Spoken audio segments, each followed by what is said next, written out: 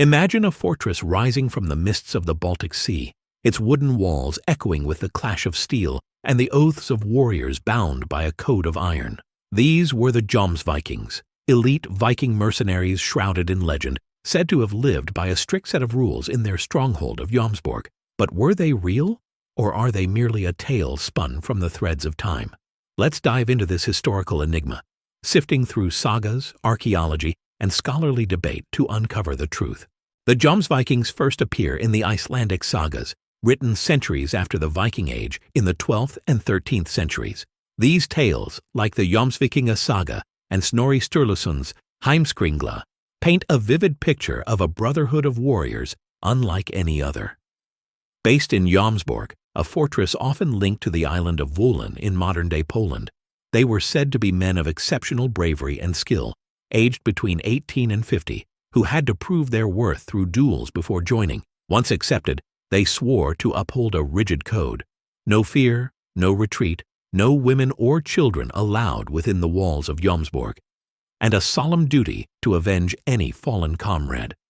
They were mercenaries, fighting not for faith or allegiance, but for the highest bidder, and their legend reached its peak at the Battle of Hjörungavágr around 986 CE. There, despite being outnumbered and ultimately defeated by the Norwegian Earl Håkon Sigurdarson, the captured Jomsvikings faced execution with defiance, one even reportedly asking his captor to hold his hair so it wouldn't be stained by blood as he was beheaded. It's a story of almost unbelievable bravado, but how much of it is true? To understand whether the Jomsvikings could have existed, we need to look at the world they supposedly inhabited. The Viking Age, spanning from the late 8th to the 11th century, was a time of chaos, conquest, and opportunity.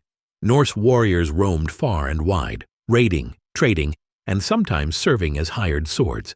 Mercenary bands were not uncommon. Think of the Viking Great Army that ravaged England or the Varangian Guard, who protected Byzantine emperors. In this context, a group like the Jomsvikings fits the mold. The Baltic Sea was a hotbed of political intrigue, with Scandinavian kings vying for control. Danish King Harald Bluetooth, who ruled from 958 to 986 CE, is often credited in the sagas with founding or supporting the Jomsvikings, possibly to secure trade routes or exert influence over the region. They're also tied to other conflicts, like the Battle of Svolder in 1000 CE, where they fought for Svein Forkbeard against Norway's Olaf Tryggvason. The idea of a disciplined, elite mercenary group makes sense in this era of shifting alliances and constant warfare. However, the Jomsvikings code, especially the ban on women and children and the prohibition of quarreling or showing favoritism, feels almost too idealized, more akin to the chivalric orders of the Middle Ages than the gritty reality of Viking life. This raises the question, were they a historical group whose exploits were exaggerated over time, or a literary invention reflecting later ideals? If the Jomsvikings were real, their fortress of Jomsborg should hold the key to their existence. The leading candidate for its location is Wolin, an island in modern-day Poland. Archaeological excavations there have revealed a bustling Viking Age settlement with a mix of Norse and Slavic artifacts, weapons, jewelry, and fortifications that suggest a significant military presence. In 2020, researchers uncovered a massive hall and other structures that could point to a fortress-like complex, reigniting speculation about Jomsborg.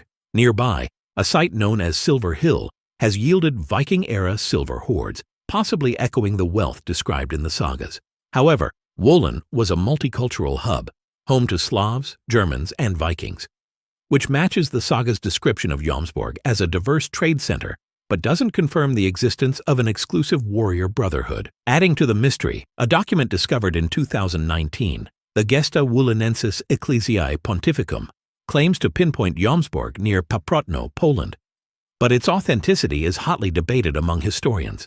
Meanwhile, Adam of Bremen, a chronicler writing in the 1070s, described a prosperous city called Jumne, which many believe to be Wolin, noting its wealth and fortifications but making no mention of Viking warriors.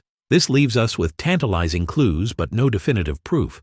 The debate among scholars is as fierce as any Viking battle. Some, like historian Lawrence Marcellus Larson, argue that the Jomsvikings were likely a real group of warriors whose deeds were embellished over time, much like other historical figures from the era.